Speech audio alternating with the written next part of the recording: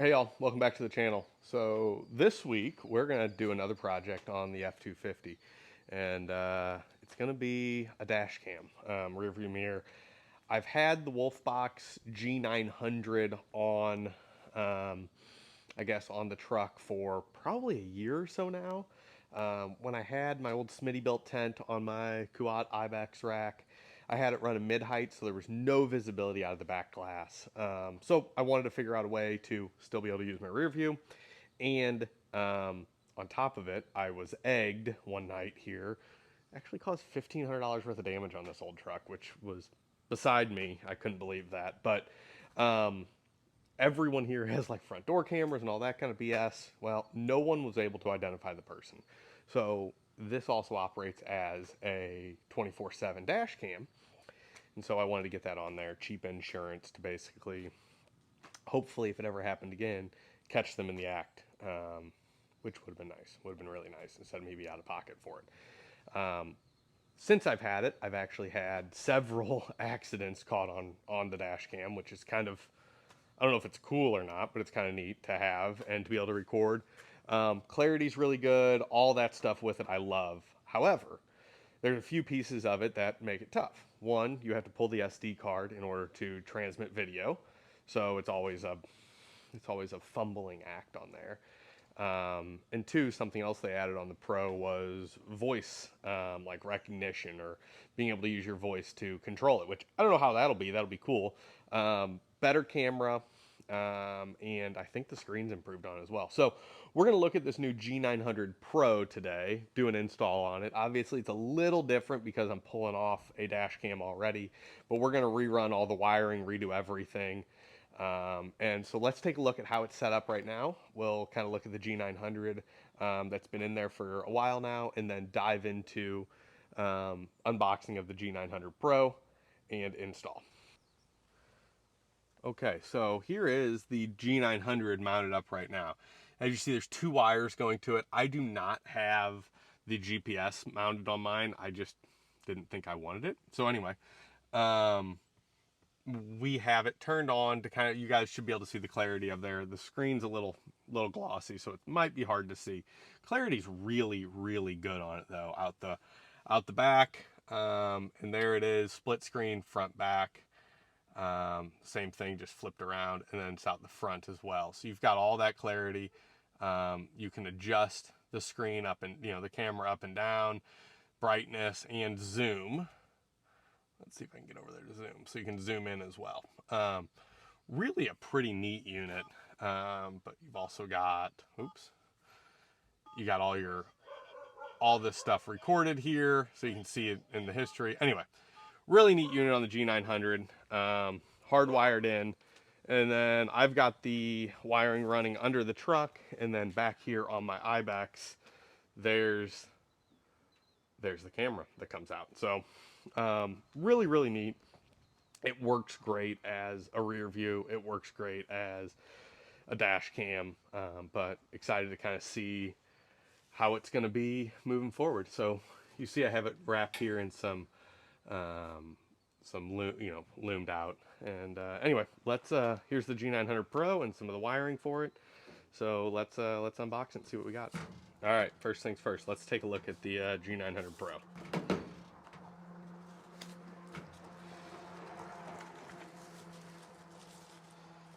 So looks super similar to the standard G900. It's got the clips on it here for if you don't want to if you want to just strap it on. I've got a solid mount on mine, so mine actually replaces the full mirror instead of just strapping it on. This one has a heat sink. I don't think the G900 has a heat sink on the back of it, so that looks like a little bit of an upgrade there. It's got a red button instead of a black button. I don't, that is what it is. You do have two mic ports here. So I'm really interested to see if I can use this as my mic for my head unit. I'm not sure if I'm going to be able to do it, but I'm going to try. And then your Type-C connector, your audio video connector, your SD card, and then GPS. And again, I'm not going to run GPS. I don't need GPS speed. I guess in case of an accident, it would be nice to have, but I just don't want the other sensor. So that's me. But anyway, there's the dash cam for you. Dash cam rear view mirror. That's the actual dash cam coming out here. So we'll take a look at that. Here is the rear view camera. It is slightly different than the one I have on the truck, so I will replace everything on mine. It does have a quick connect here for the last little section. What I did on mine, just to prevent any water intrusion, was I use some heat shrink for this and just heat shrunk over it. Yeah, I'll have to cut it, cut the heat shrink to get it to pull off next time. But just for safety of, of keeping water out, I did that. But it's a pretty long cable here. This red wire, which again, something I don't use, but this red wire you can tap into your rear view, like your rear view lights, backup lights, and it would then click on to have lines on your camera and move into a reverse mode. Kind of a cool feature. I don't use it. I just don't see the need for it on my truck. So anyway, that's what that is.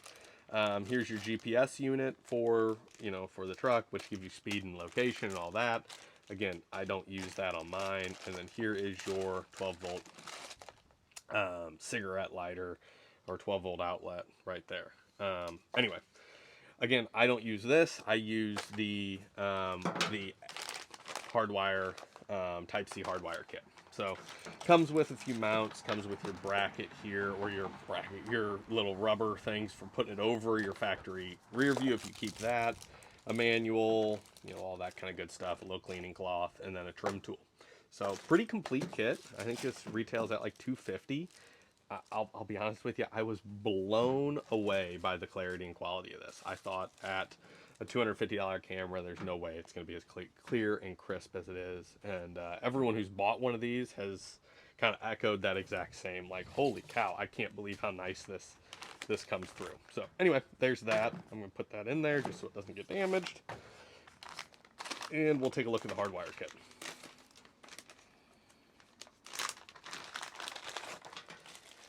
So pretty simple hardwire kit comes through. There's your Type-C plug. You can run this. I run this up into my trim, and then you've got some fuse taps here, which you got both micro and standard fuse taps, which is nice. So you can micro, mini, whatever the heck they're called. This truck has all standard, so that won't be a big deal. And then the last piece that I have here, due to this truck being as long as it is a wiring extension kit. So we'll, I think I'll use the longer one to begin with, and then just run, since this disconnects from that other one, we'll click right on. So let's get the old dash cam off, and let's see what we're looking at moving forward. Okay, so back here in the truck with the original G900 here, we'll pop the camera off, and then, so now it just moved to your front camera, and then we'll pop power out. So now it has no power, no camera, and go under here and pull off the original or the Wolfbox supplied bracket. So what I will tell you guys, and you'll hear this from anyone with one of these old trucks, this bracket is, one, invaluable. It's phenomenal to have and not have to strap it onto your mirror. It's just really nice. This dash cam as a whole is just slightly bigger than your factory dash cam, or factory rear view mirror on these, well, both on the brick nose and on OBS Aero nose Fords. So you're not going to deal with much size issue there. But one thing is, this cleat here, or the cleat here, is slightly smaller than what this mount is. So you got to make sure you position it just perfectly, or you can experience it coming off. I haven't found a solution for that. It is a problem, but once it's mounted up there properly, there's absolutely no issue with it falling off, or I hadn't had an issue with it falling off. I do have a circular polarizer on this one, so I'll pop that off, and I think it might fit my new one. So I'll rip off the bracket, and we'll start pulling wiring. Okay, so I got that all disconnected there, and we'll start pulling trim because I have all of this run. I have all this run behind the trim, so just because I like to hide it all. I don't think, now that I look at it, I don't think I'll be able to use the dash cam mic as my mic for my head unit, which would be really nice. I'm just not sure it's possible. So I'm going to keep trying to figure out if I could make that happen. I just don't think I can. But we'll see. We'll see what happens there. And just to talk about something else, these PB Swiss, I think they're called Insiders is what they're called, are phenomenal. If you don't have any PB Swiss tools, check them out. I'm not sponsored by them. I have no affiliation with them, but I love them. Anyway. All right, so we've got all the wiring pulled now. I've got the old camera down. Got the new 3M tape, two-sided tape or whatever on the back of the new camera. Again, they are slightly different. This one actually says Wolfbox on it, which is nice. It's slightly bigger. I don't know if it's really even that easy to tell. It's slightly different. So they obviously changed something on that. I'm going to get some more of my braided sleeve, braided loom run here just to try to keep it clean. And we're going to start getting wiring run back up to the front of the truck. All right, so I got the full loom done. Clipped my little red cable because I don't use it and I don't like it dangling. I've got it heat shrunk on that connector just so there's no possibility of water getting in. And we'll have to adjust this some because it's too far down. But that's okay. We can make that happen. All right, so let's get that two-sided taped up there, nice and square, and pushed on. Fits really nice up with my Kuat rack, which I've always loved. I mean, it fits so well on the original too. Slides right in there underneath the brace of my, or the mount of my tent.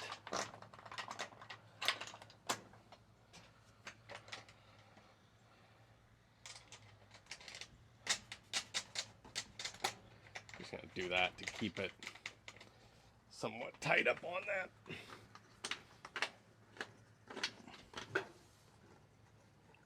There we go. That'll at least keep it snug while I run this over to there. And then clip. I have a little clip up here, guys. That now obviously this isn't too terribly important for you unless you have a Kuat rack, which I don't think many of you will, unfortunately, because they are badass. All right, and then we're gonna pull this back through. And I don't know how much of that you saw because I didn't pay attention to what the camera was said. You probably saw all that. Besides, probably you saw my back, but we pulled this wiring right back through, and it's here going through the. All right, so now it comes through the taillight, and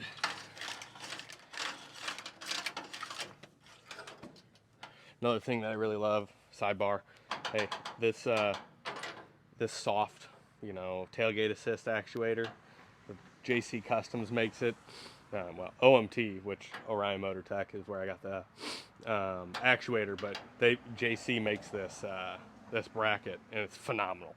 It's like I have a new truck. But anyway, back to this. So install running right through the taillight housing or taillight opening, and then I run it through the frame rail all the way back up to the cab. So I'm gonna get this buttoned up, and I'll see you back up in the cab.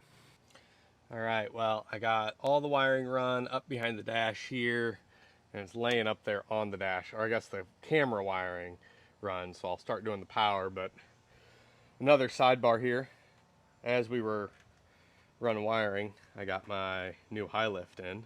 It's the PJ Hera edition, so it's a pretty cool looking one. We'll do another video on that and show how it mounts up to my my quad Ibex rack, but it's green and gold, so you know, kind of matches the truck.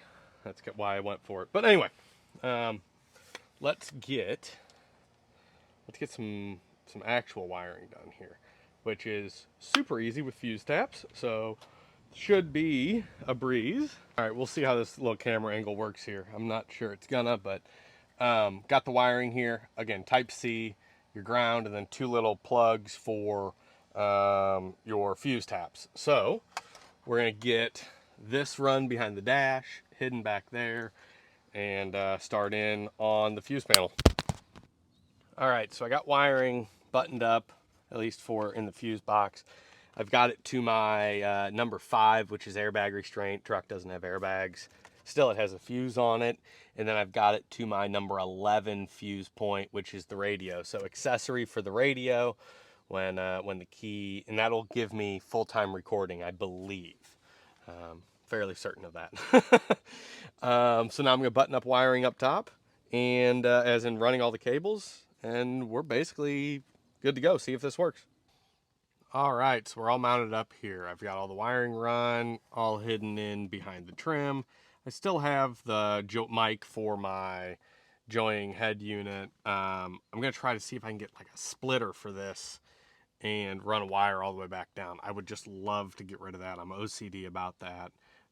Anyway, that's all done. Wiring hidden back here, running behind the dash, into the fuse box with my 2 fuse taps.